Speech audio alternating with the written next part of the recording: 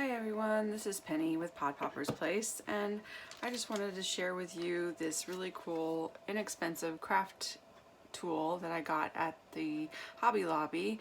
It's from the Paper Studio, and it is like a score buddy, but it's for scoring, which is great because I don't know about y'all, but I found that using my trimmer to also score, it doesn't give me very accurate results, which I'm not sure why, but it always seems to be off. The card never seems to fold correctly.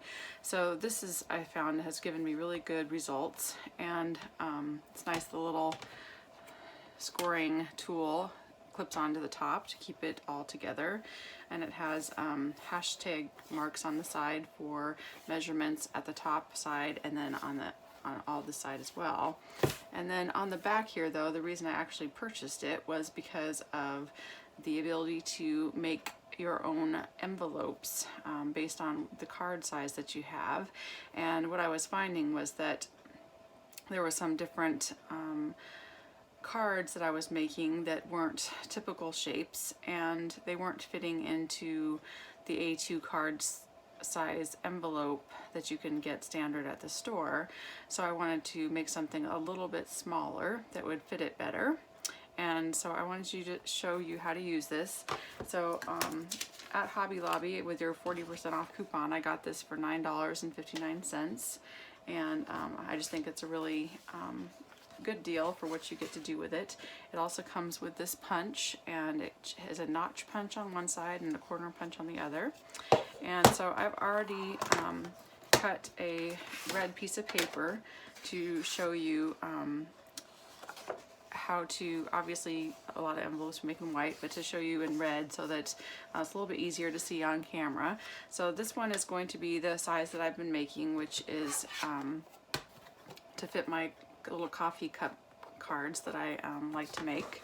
And so this is going to be the size here is 3.5 by 4 7/8. So it's like an A1 size card envelope, and I have not been able to find those at Hobby Lobby. You can probably find them online, but I just found that this gives me a lot of options to make different sizes. So it tells you right here the card size that you want in inches or centimeters, the paper size that you need to cut, and then the scale mark. So this paper size is 7 by 7. So I've already cut my red paper for 7 by 7 size. And then on the side it tells you the scale mark is 3. So you line this up. There's a little guide up here. And you line this up on the 3. And then you just score that. And then what you do is just turn it once, and then there's a scoring guide right here that goes this way, and you line up.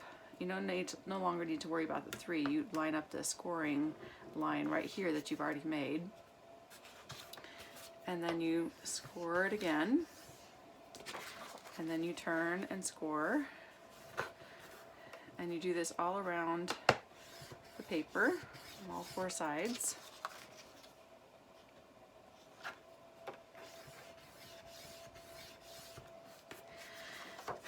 And then you can fold here, which first we're going to take the punch that they give you with it and use the notch side, and you line up your 2 score lines, and you just punch out a notch so you have a nicely smoothly folded envelope when you're done.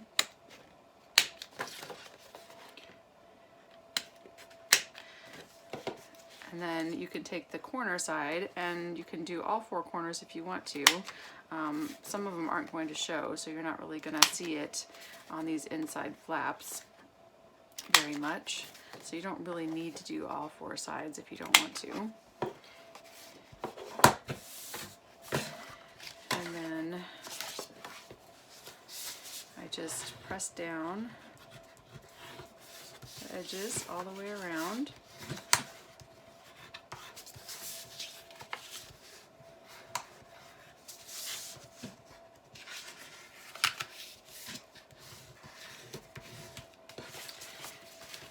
And now we can just glue it in place and we have a perfect size envelope. So I like to use, this is the Zig Memory System two-way glue pen. I like to use this because it's easy to insert if you miss a spot. And it is permanent, so it gives a nice strong solid stick. It's really easy to get it to where you want it to go, but you could also use tear tape if you wanted to. I just find that that's a little more expensive, so when I make a lot of envelopes and I feel like I'm putting too much money into envelopes. So, and then you just get that a nice good seal, and if you don't get it quite to the edge, you can just stick that under there and get a little more glue in there.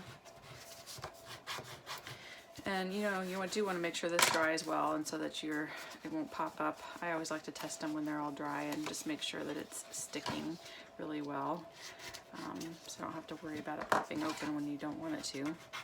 Just make sure not to glue on any on the inside so you can actually get the envelope open.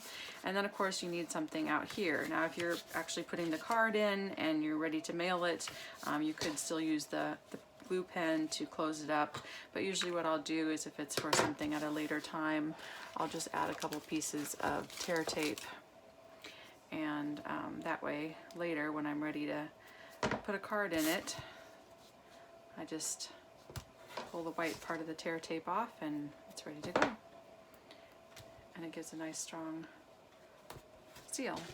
But usually I'll do a bunch of these at once. I'll cut a bunch of 7x7s or whatever size I need and just whip out a whole bunch of them, and they're pretty fast and easy to make. So this is, like I said, the Paper Studio. You can find it at Hobby Lobby and probably some other locations or other stores, and I just think it's a really awesome double duty kind of tool to have. Thanks for watching. Bye.